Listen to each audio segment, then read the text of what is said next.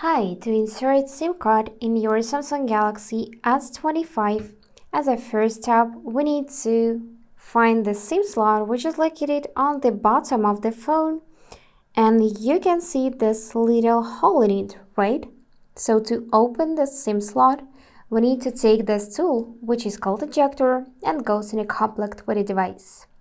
But if you lost it, don't worry, instead of this one, you can buy a new one or use a needle. But be careful because it may damage the SIM tray. Now let's actually open it. For that, I'm gonna take this tool, ejector pin, and place in this little hole. Then slightly press till this slot will pop up. And now we get this notification, check SIM card tray. So let's just take it out using our nails. Now you can see the space for the first SIM card and this marking SIM1. And if we flip it, we'll see space for the second SIM card and marking SIM2. So it actually doesn't matter where you place your SIM card. You can pick any spot you want. Just put it in right position.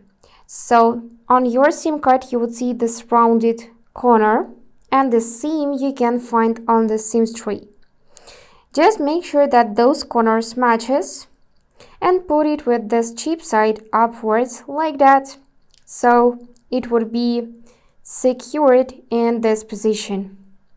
Now hold it carefully and carefully put back in the phone and close the tray completely.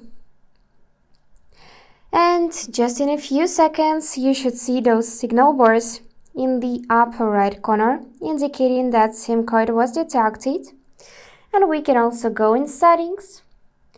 Here choose connections, then SIM manager, and make sure that your SIM card is enabled, so the switcher is blue, and that you could see your carrier and phone number.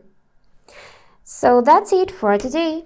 If you found this video helpful, please subscribe, like, and comment. And I wish you all the best. Bye bye.